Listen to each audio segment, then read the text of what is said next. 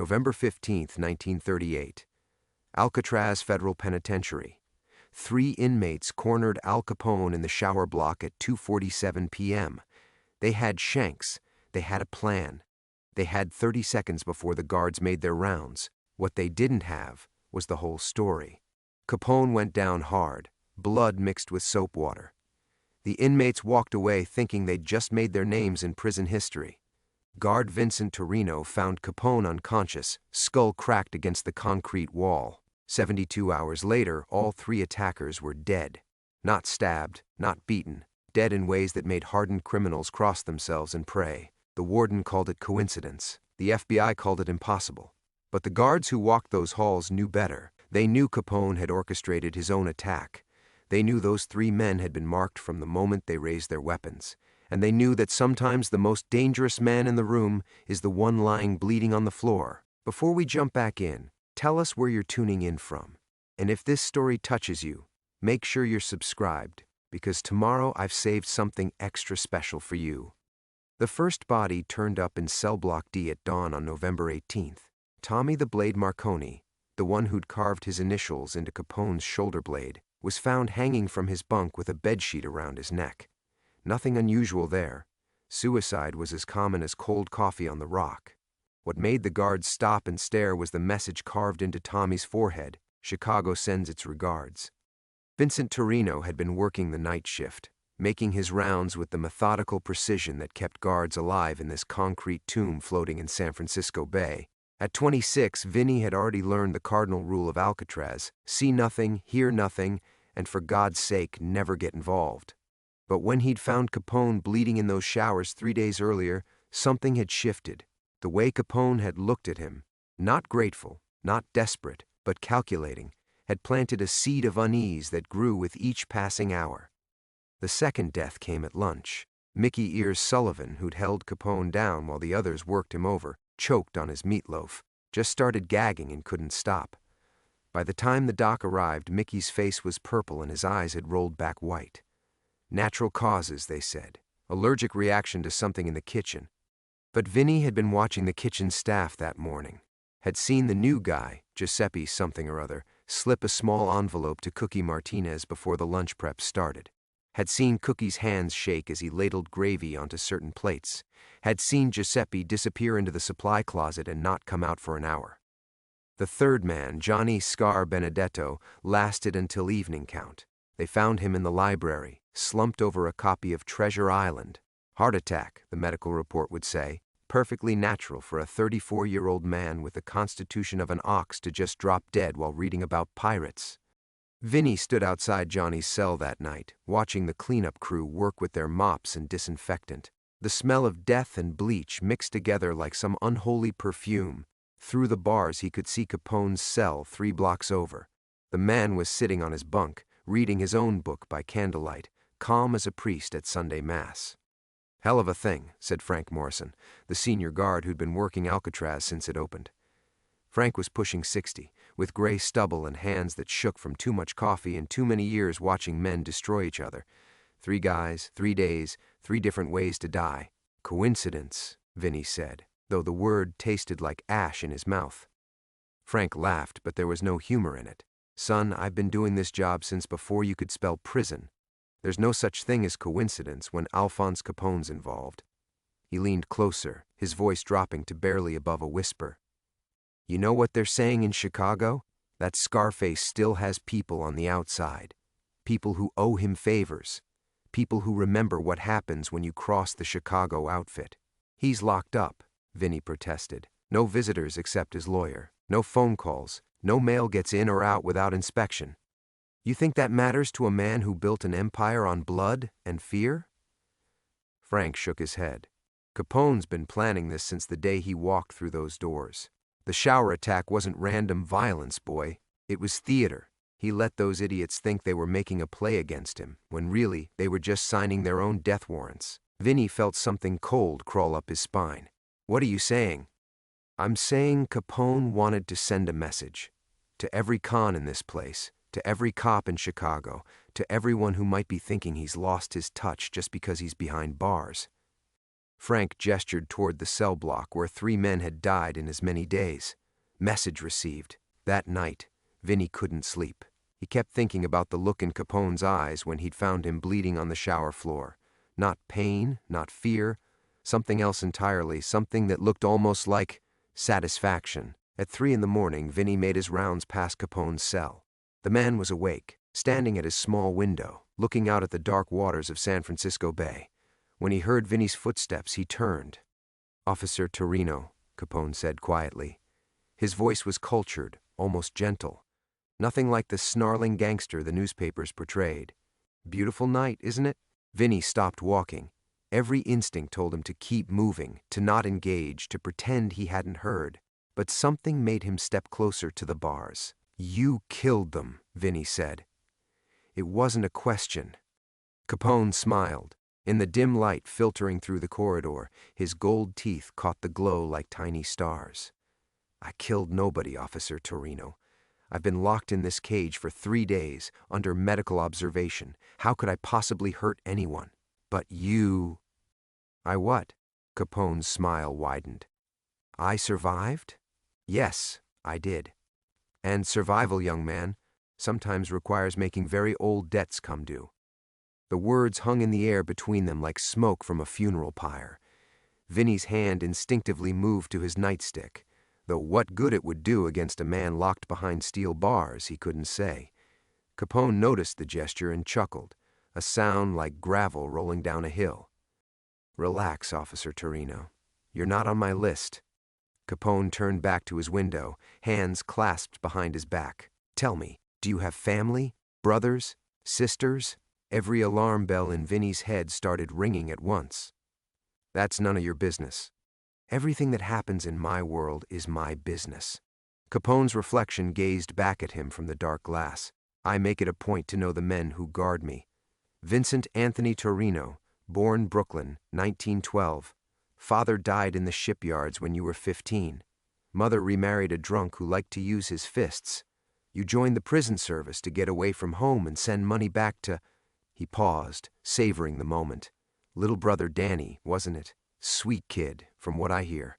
Just started his sophomore year at Brooklyn College." The blood drained from Vinny's face. "How do you—" "Knowledge is power, son. And power is the only currency that matters in places like this." Capone turned around slowly, his pale eyes reflecting the corridor's dim lighting. "Danny's studying to be a teacher, right? Noble profession. Be a shame if something happened to interrupt his education." Vinny's fingers wrapped around the cold steel bars. "If you touch him—" "Touch him?" Capone's eyebrows rose in mock surprise. "Officer Torino, you wound me. I'm a businessman, not a monster. I simply believe in mutual understanding between colleagues." The corridor felt smaller suddenly, the walls pressing in. Vinny had heard stories about guards who got too close to the inmates, who found themselves caught in webs they couldn't escape. He'd always told himself he was smarter than that, stronger than that. But standing here, listening to Capone speak his brother's name with casual familiarity, Vinny felt like a mouse staring down a snake. "What do you want?" Capone smiled again, but this time there was genuine warmth in it. "Right now, nothing at all. Consider this conversation an investment in our future friendship. You've been respectful to me, Officer Torino. Professional. That means something in my line of work. I treat all the inmates the same." "No, you don't." Capone's voice dropped lower, more intimate. "You treat the violent ones with caution, the crazy ones with fear, the broken ones with pity. But me? You treat me like a man.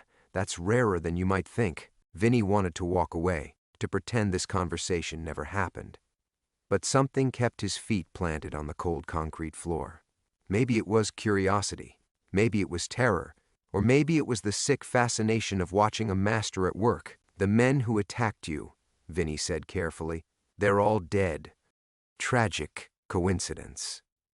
Capone's expression didn't change, though I suppose that's what happens when you make enemies of the wrong people. Tommy, Mickey, Johnny. They thought because I was locked up, I was finished. They forgot that respect and fear don't disappear just because you're wearing prison stripes. But how? Capone held up a hand, stopping him. Some questions are better left unasked, Officer Torino. Some knowledge is dangerous to possess. What matters is that order has been restored. The other inmates understand now that there are consequences for certain actions. The guards understand that peace in this place requires cooperation from all parties. A door slams somewhere in the distance, the sound echoing through the empty corridors like a gunshot. Vinny jumped, but Capone didn't even blink. "You should get some sleep," Capone said, settling onto his narrow bunk. "Morning shift starts in a few hours, and tired guards make mistakes. Can't have that, especially not with your brother counting on those paychecks." Vinny wanted to say something cutting, something that would restore the balance of power between guard and prisoner, but the words wouldn't come. Instead, he found himself nodding and backing away from the cell, his footsteps echoing hollowly as he continued his rounds. The rest of the night passed in a blur of routine checks and paperwork. But every few minutes, Vinny found his thoughts drifting back to that conversation, to the casual way Capone had mentioned Danny, to the implications hidden beneath those cultured words. When morning came, Vinny walked home to his small apartment near the docks, bone-tired but unable to sleep. He sat at his kitchen table, staring at the letter from Danny that had arrived the previous week, full of excitement about his classes, his girlfriend, his plans for the future, normal things, safe things, things that suddenly felt very fragile indeed. 3 days passed in uneasy quiet. Vinny moved through his shifts like a man walking underwater, hyper-aware of every sound, every shadow, every casual comment from his fellow guards. Capone had returned to his usual routine, reading, writing letters that would never be sent, playing chess against himself. To anyone watching, he seemed like just another aging gangster serving out his time. But Vinny could feel those pale eyes tracking him during rounds, could sense the weight of unspoken understanding hanging between them like a loaded gun. The envelope arrived on Tuesday morning, slipped under his apartment door while he slept off another sleepless night shift. No postmark, no return address, just his name written in careful script across cream-colored paper that was far too expensive for a guard's salary. Vinny's hands trembled as he tore it open. Inside was a single photograph, Danny walking across the Brooklyn College campus, his arms full of books, completely unaware that someone with a camera was watching him from the shadows. On the back, someone had written a date and time, yesterday, 3:17 p.m. The message was clear. We can reach him any time we want. Vinny dropped the photograph like it was on fire, watching it flutter to the kitchen floor where it landed face up, Danny's smile mocking him from across 3,000 miles of distance. His little brother, who still wrote letters full of excitement about his classes and his girl and his dreams of teaching kids in some safe suburban school somewhere. Danny, who had no idea that his future now hung in the balance of whatever sick game Al Capone was playing. The phone rang. Vinny stared at it for 3 rings before finding the courage to pick up the receiver. No one ever called him at home. His mother was dead. His stepfather could go to hell. Danny only wrote letters the old-fashioned way because long-distance calls cost too much for a college student working nights at a diner to afford. "Hello?" His voice came out as a croak. "Vincent." The voice was calm, cultured, unmistakably familiar despite the crackling long-distance connection. "I trust you received my gift." Vinny's legs gave out. He collapsed into the kitchen chair, the phone cord stretching taut. "This is impossible. You're locked up. You can't make phone calls." Capone's laugh was soft, almost paternal. "Oh, my boy, you have so much to learn about the way the world really works. Money talks in any language, even in a place like Alcatraz, especially in a place like Alcatraz. What do you want?" The words came out as barely a whisper. "I want what every man wants, Vincent. Security, peace of mind, the knowledge that my remaining years in this concrete tomb will pass without unnecessary complications." There was a pause, the sound of papers shuffling in the background. "Your brother is quite handsome, isn't he? That photograph doesn't quite capture how young he looks, how vulnerable." Rage and terror warred in Vinny's chest, choking off his air. "If you hurt him—" "Hurt him? Vincent, you're not listening. I don't want to hurt anyone. Quite the opposite, in fact. I want to protect things, valuable things, like promising young men trying to make something of themselves, like hard-working guards trying to do right by their families. The kitchen felt like it was spinning around him. "What do you want me to do?" "Nothing dramatic. Nothing that would compromise your professional integrity." Capone's voice took on the tone of a reasonable businessman discussing a simple transaction. "I simply need someone I can trust, someone who understands that certain conversations should remain private, that certain irregularities in my daily routine might occasionally be overlooked." "You're asking me to be your inside man." "I'm asking you to be practical, Vincent. To understand that in this world, we all serve someone. The question is whether we choose our masters or whether they choose us." Another pause. "Your brother Danny is a good boy. Honor student. Plans to teach elementary school children. He has his whole life ahead of him. It would be tragic if that life were shortened by unfortunate circumstances." Vinny closed his eyes, but Danny's smile still burned behind his eyelids. 20 years old and full of hope, completely unaware that his fate was being decided in a conversation between his brother and the most dangerous man in America. "What exactly would you need from me?" "Small things, a blind eye here and there, perhaps a message delivered occasionally. Nothing that would endanger anyone, including yourself." Capone's voice turned almost gentle. "I'm not a monster, Vincent, despite what the newspapers say. I'm simply a man who believes in taking care of those who take care of him." Through his kitchen window, Vinny could see the morning ferry heading toward Alcatraz, carrying fresh guards to replace the night shift. In a few hours, he would be back on the Rock, walking those same corridors, pretending nothing had changed, but everything had changed. The photograph on his kitchen floor proved that. The voice on the phone proved that. Al Capone owned him now. The click of the phone hanging up echoed through Vinny's kitchen like a death knell. He sat frozen at his small table, staring at Danny's photograph on the floor, his brother's face caught mid-laugh by some stranger's camera. The cream-colored paper seemed to glow against the worn linoleum, a beacon of his complete and utter helplessness. Just walk away, he told himself. Pack a bag, catch the next train to Brooklyn, grab Danny, and disappear. But even as the thought formed, he knew how ridiculous it was. You don't run from Al Capone. You don't hide from the Chicago outfit. The photograph proved they could reach Danny anytime, anywhere. Running would only make things worse. Vinny's hands shook as he picked up the picture, studied every detail, the ivy-covered buildings, the other students walking past, the timestamp on the back.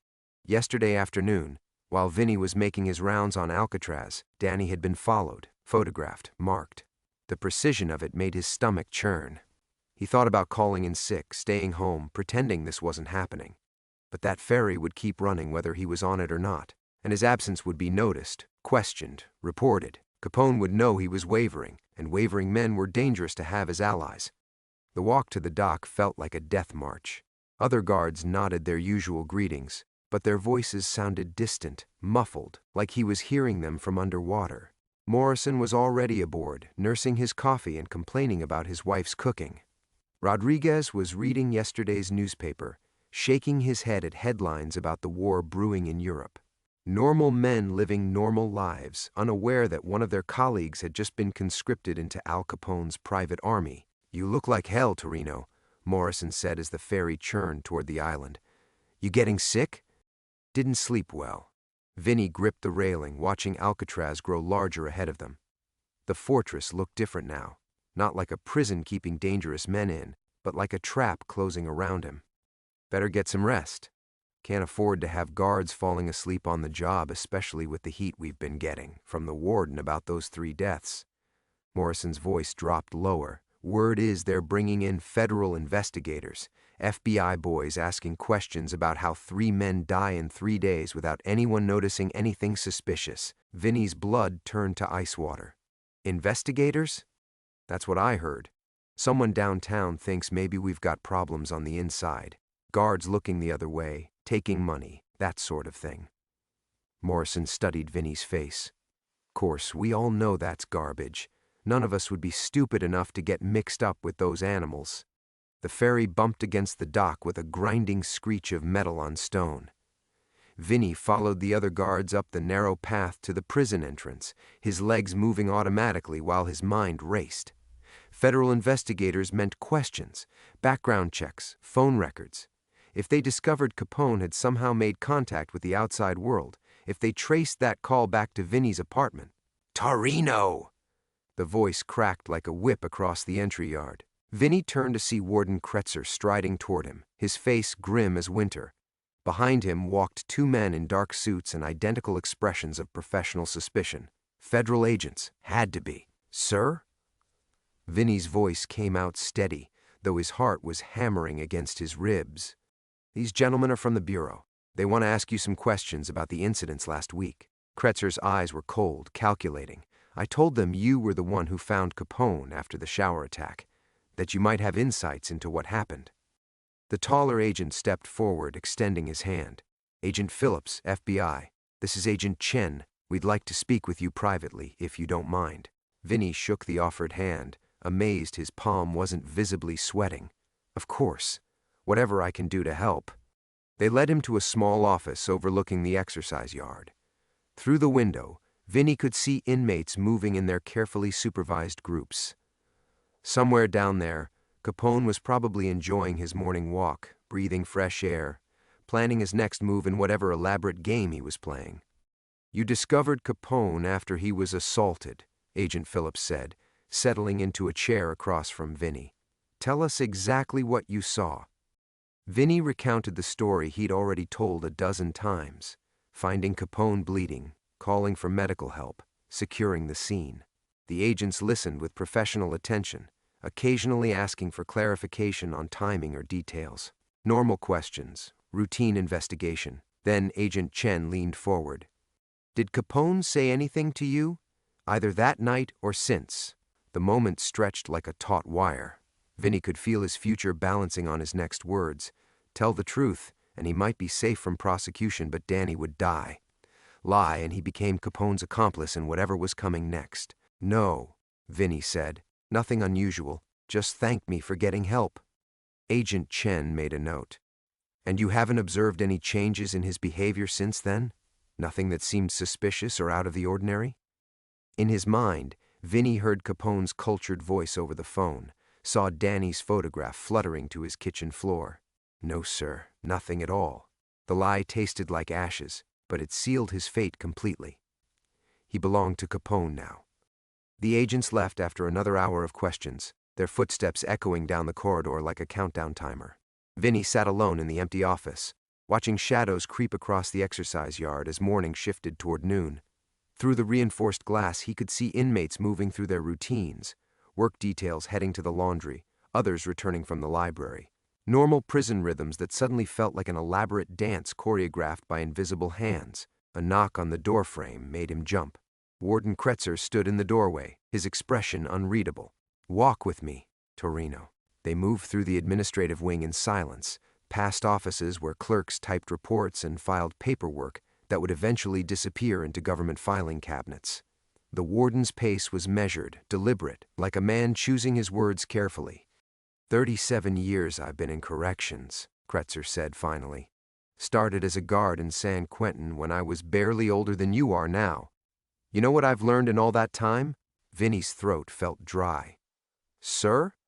"Prison is like a living organism. When something disrupts the balance, you can feel it in the walls themselves. The inmates sense it, the guards sense it, even the damn seagulls sense it." Kretzer stopped beside a window overlooking the dining hall. "Something's been disrupted here, son. Those 3 deaths weren't random violence. They were precise, professional. And that scares me more than any riot or escape attempt ever could." Below them, inmates were filing in for lunch. Vinny spotted Capone near the middle of the line, moving with his usual unhurried confidence. Even from this distance, even surrounded by hundreds of other prisoners, he seemed to command space around himself. "The FBI thinks we have a corruption problem," Kretzer continued. "Someone on the inside who's been compromised. They're going to be watching everything now. Phone records, mail, visitors, guard schedules, any irregularity, any deviation from protocol, and they'll come down on us like hammers." Vinny forced himself to nod. "Understood, sir. I hope so, because if they find evidence of guard involvement in those deaths, it won't just be termination, it'll be federal charges. Prison time. Kretzer's eyes bored into him. And I won't be able to protect anyone, no matter how long they've been under my command or how much I might want to help them. The words hung in the air like a noose. Vinny understood perfectly. Kretzer suspected something but couldn't prove it. This was a warning, maybe the only one he'd get. Sir, I would never. I know what you'd never do under normal circumstances, son. But circumstances have a way of changing when dangerous men start applying pressure. Kretzer turned away from the window. Whatever's happening here, whatever web is being spun, my advice is to cut yourself free before you get so tangled up that cutting free becomes impossible. After the warden left, Vinny found himself walking the corridors like a ghost, going through the motions of his duties while his mind churned. Every face seemed suspicious now. Every casual conversation between inmates carried hidden meanings. He found himself studying his fellow guards with new eyes. Which ones seemed nervous? Which ones had been asking unusual questions or deviating from normal routines? The afternoon shift change brought Morrison up from the lower level, his face pale and drawn. Jesus Christ, Torino, Morrison whispered, pulling him aside near the guard station. You hear what happened in the workshop? Vinny's stomach dropped. What? Inmate named Kowalski, the big Polak who's been running book for the inmates? They found him with his neck broken. Made it look like an accident, heavy machinery malfunction, but the marks don't match the story. 4 deaths in 10 days. The number hit Vinny like a physical blow. They're saying it was Kowalski who set up the shower attack on Capone, Morrison continued, his voice barely audible. Word is he was taking bets on whether the old man would survive. Turns out he bet wrong. Vinny leaned against the concrete wall, feeling the cold seep through his uniform. This wasn't random prison violence anymore. This was systematic elimination, one by one, of everyone connected to the attack on Capone. And somehow, impossibly, it was being orchestrated by a man locked in solitary confinement with no access to the outside world except through a guard, through someone like Vinny. The realization hit him with sickening clarity. Capone hadn't just recruited him as an insurance policy for the future. He'd been planning this from the beginning. The attack in the showers, the subsequent revenge killings, the photographs of Danny, all of it was designed to create the perfect inside man, someone so compromised, so terrified, so completely owned that he would never dare betray his new master. Vinny thought about the federal agents, their sharp eyes and careful questions, about Warden Kretzer's warning, about Danny walking across a college campus, completely unaware that his life hung by a thread. The trap wasn't just closing around him anymore. It had already snapped shut. The sound of Morrison's footsteps fading down the corridor left Vinny alone with a truth that made his knees buckle. He pressed his back against the cold concrete wall, sliding down until he was sitting on the floor like a broken man. The attack was planned. Not just tolerated, not just allowed to happen. Planned. By Capone himself. The pieces fell together with horrifying precision. Capone had orchestrated his own beating, knowing it would trigger exactly this chain of events. The revenge killings weren't spontaneous prison justice. They were methodical execution of a predetermined list. And Vinny, poor stupid Vinny, had been selected as the inside facilitator long before that first photograph arrived at his apartment. He thought back to that morning 3 weeks ago when he'd volunteered to work the shower detail. Volunteered. Morrison had been scheduled originally, but his wife was sick, and he'd asked around for someone to cover. Vinny had raised his hand without thinking, just trying to be helpful, earn some goodwill with the other guards. Except Morrison's wife hadn't been sick. Not really sick. She'd complained of a headache, taken to bed for the morning, then felt fine by afternoon. A convenient excuse that had put Vinny exactly where Capone needed him to be. Oh God, he whispered to the empty corridor. How long have you been watching me? The answer came with crystalline clarity. Since the beginning. Since the day he'd applied for the job. Since his background check revealed a younger brother in college, struggling financially, vulnerable. Since someone had decided that Vincent Torino, young, honest, desperate to do right by his family, would make the perfect unwitting pawn. Every kindness he'd shown the inmates, every moment of basic human decency, had been catalogued and evaluated. His compassion had made him a target. His love for Danny had made him a weapon. Vinny hauled himself to his feet, legs shaking. He had to find out how deep this went, how many other guards were involved, how long Capone had been planning this elaborate charade. The medical wing was quiet during the afternoon shift change. Vinny slipped inside, nodding to the duty nurse who barely looked up from her paperwork. Capone's medical file was locked in the physician's office, but Vinny had master keys for emergency situations. His hands trembled as he opened the file cabinet, pulled out the thick folder documenting months of Capone's medical treatment. The shower attack report was near the front, detailed photos of his injuries, doctor's notes about the severity of the beating, projected recovery time. But as Vinny studied the photographs more carefully, something nagged at him: the bruising patterns, the placement of the cuts.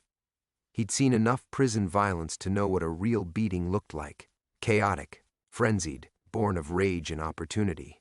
These injuries were different, precise, almost surgical in their restraint. A loose paper fell from the back of the file, a preliminary medical assessment written in hurried script. Vinny's blood turned to ice as he read the physician's private notes. Injuries consistent with self-infliction using blunt instrument. Patient likely struck himself repeatedly in controlled manner to simulate assault. Recommend psychological evaluation. The report was dated the day after the attack, but it had never been submitted to the administration. Someone had buried it. Find what you were looking for, Torino. Vinny spun around to find Dr. Kellerman standing in the doorway, his usually kind face cold as winter steel. The prison physician stepped inside, closing the door behind him with a soft click. Doctor, I was just stealing confidential medical files to cover your tracks? Kellerman moved to his desk, opened a drawer, pulled out a thick envelope. Don't bother lying. I've been waiting for someone to come looking for that report. Vinny stared at the envelope, recognizing the cream-colored paper. More photographs, more evidence of how completely he'd been played. How long? His voice came out as a croak. How long have I been taking Capone's money? About 6 months. Kellerman's tone was matter-of-fact, almost conversational. How long has he been planning this particular operation? Nearly a year. You were selected very carefully, Vincent. Your psychological profile, your family situation, your financial pressures, everything made you the ideal candidate. The room tilted around Vinny like the deck of a sinking ship. The other guards? Morrison? Rodriguez? Clean as whistles. You're the only one compromised on the guard staff. Kellerman smiled, and it was the coldest expression Vinny had ever seen. Capone doesn't believe in unnecessary complications. Why corrupt 10 men when one will suffice? Vinny thought about his fellow guards, their genuine concern about the recent deaths, their honest bewilderment at the violence. They were innocent. He was the cancer in their midst.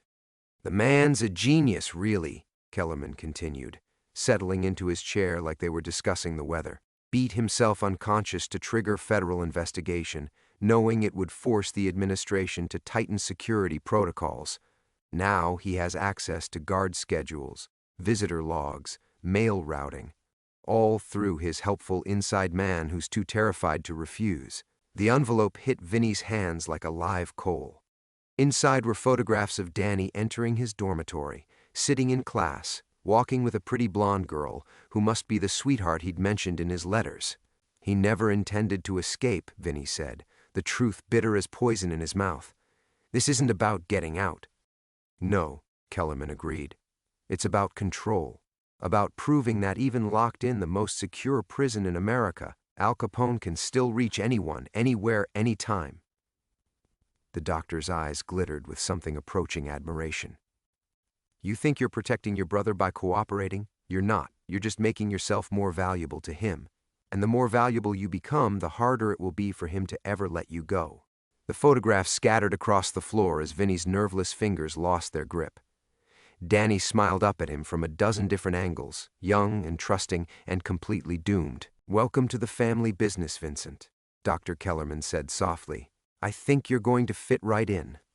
Vinny stared down at his brother's scattered photographs, Danny's innocent smile multiplying across the cold linoleum like accusation made manifest. The silence in Dr. Kellerman's office stretched taut as piano wire, broken only by the distant sound of inmates being called back from the exercise yard. There's still a choice, Vinny said finally, his voice barely above a whisper. I could tell the FBI everything. About you, about Capone's plan, about the photographs.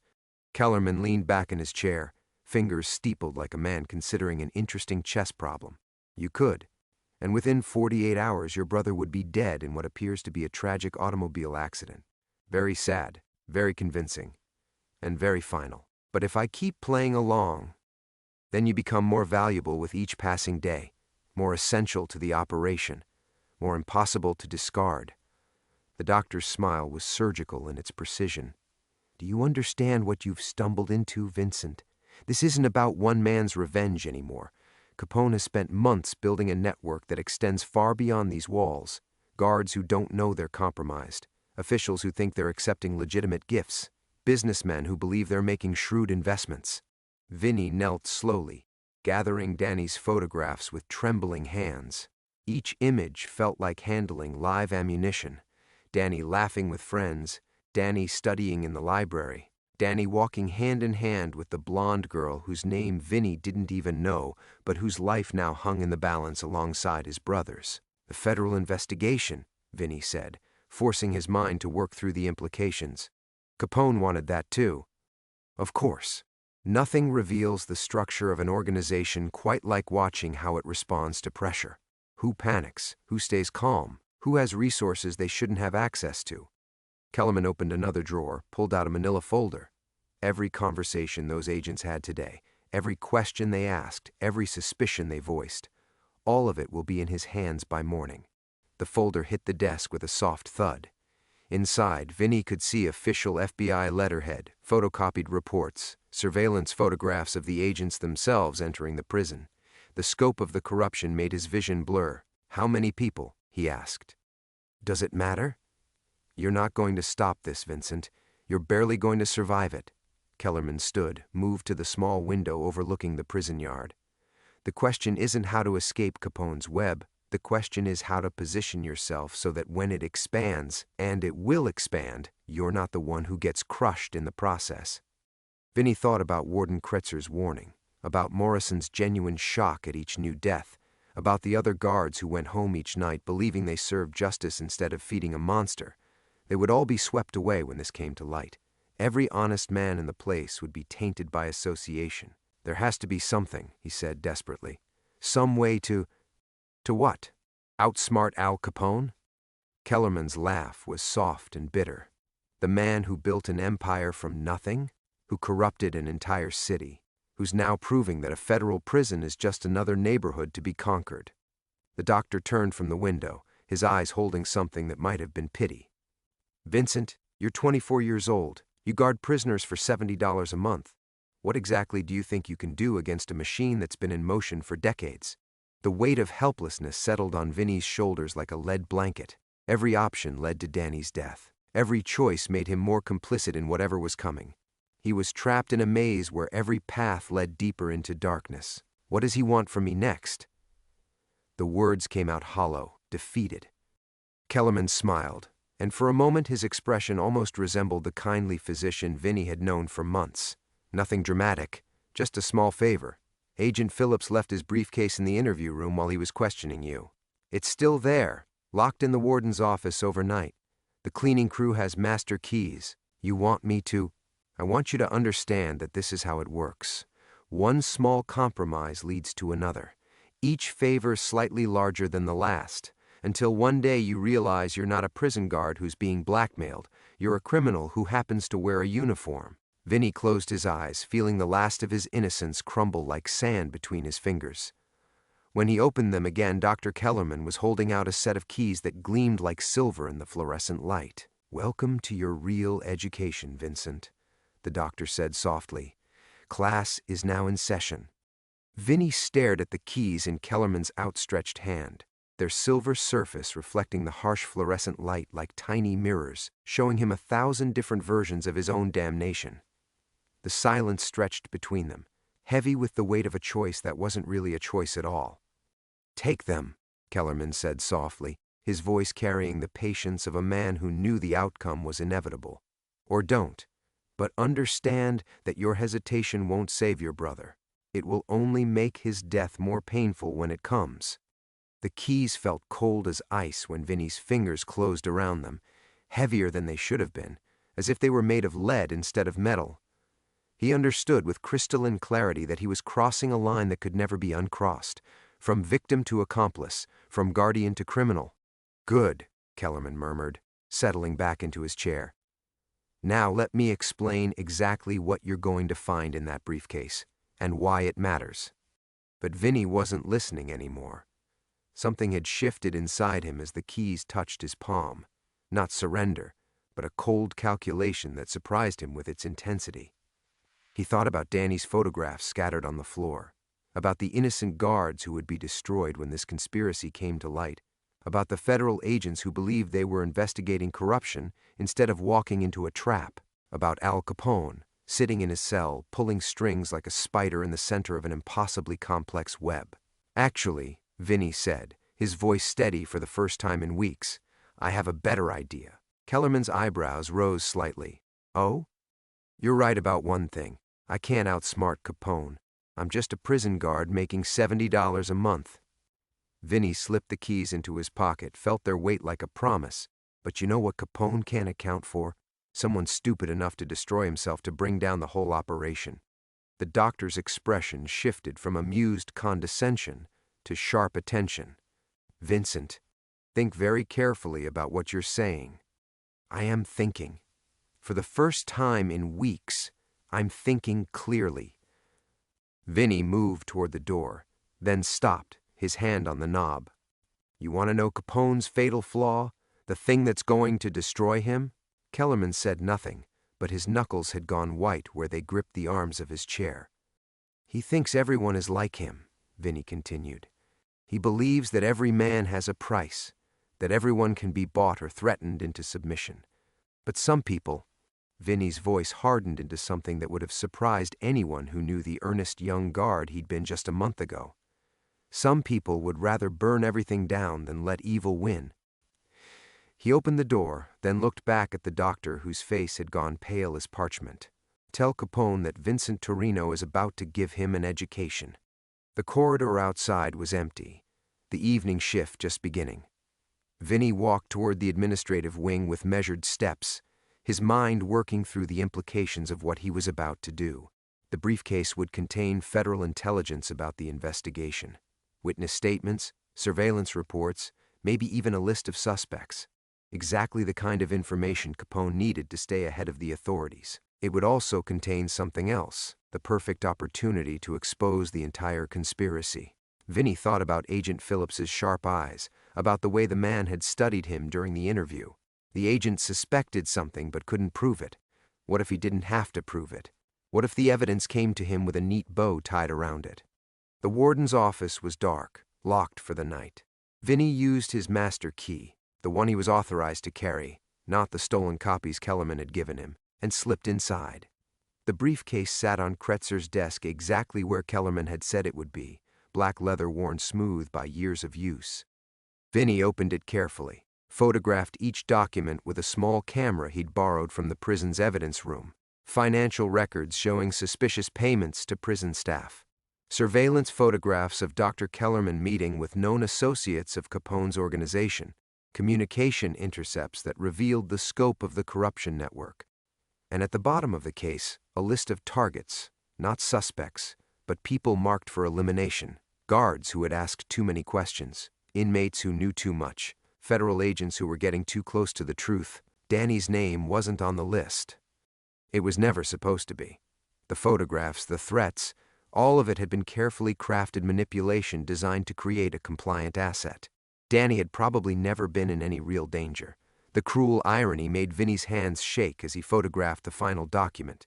He'd been protecting a brother who didn't need protection, while betraying colleagues who trusted him completely. But that was about to change. Vinny closed the briefcase, locked the office, and walked calmly to the communications room where the prison's telephone switchboard operated through the night.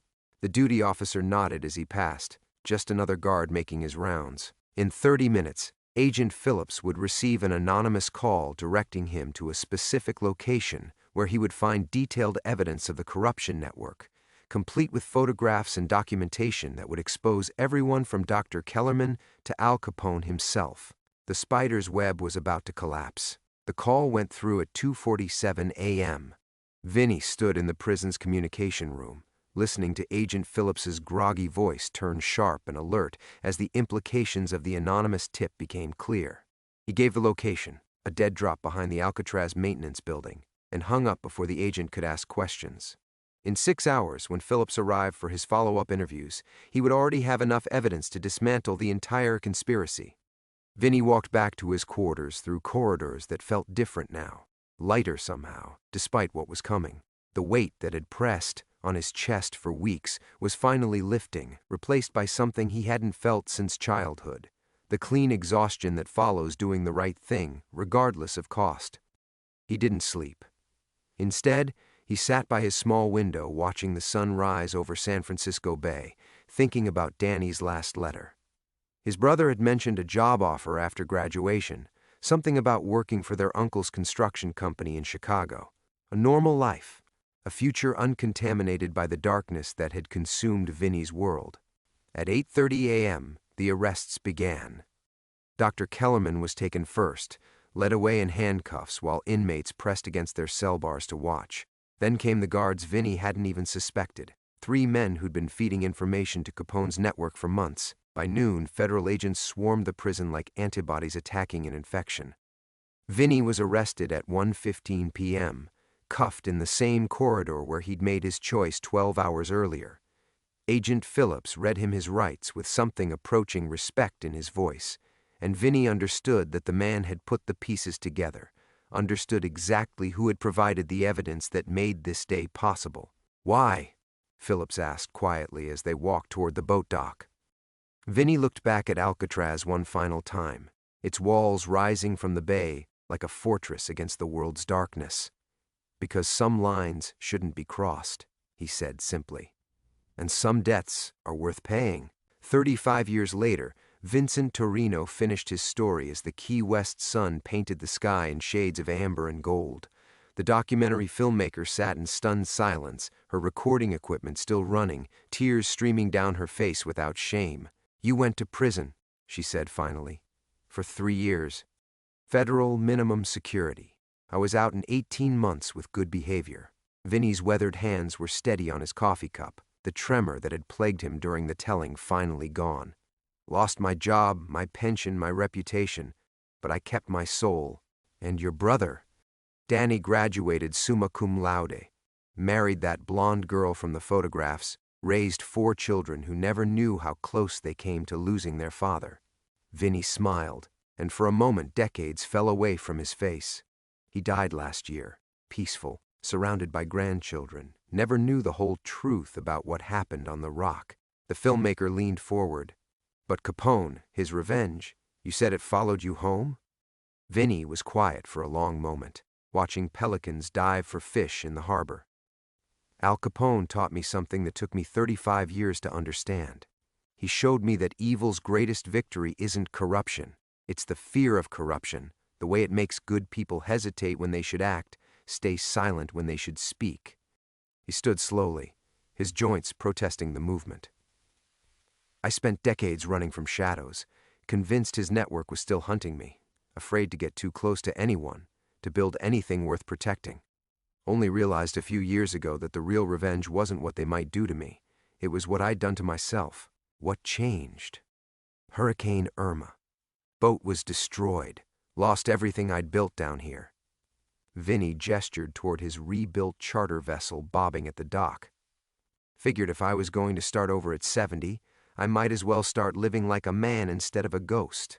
The filmmaker packed her equipment slowly, reluctant to break the spell of the story. "What happened to Capone after the arrests?"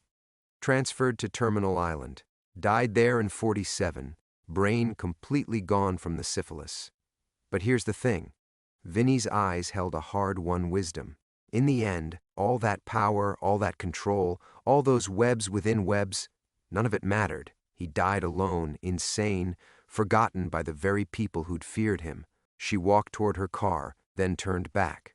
"Was it worth it? Everything you sacrificed?" Vinny looked out at the water, where the sun was setting like a promise of tomorrow. Somewhere in Chicago, Danny's grandchildren were probably having dinner, laughing around a table in a world made safer by choices they'd never know about. Every sleepless night, he said quietly. Every year of prison. Every decade of running. Yes, it was worth it. The truth of it settled in his chest like an anchor finally finding the bottom. Not the weight of burden, but the solid certainty of home.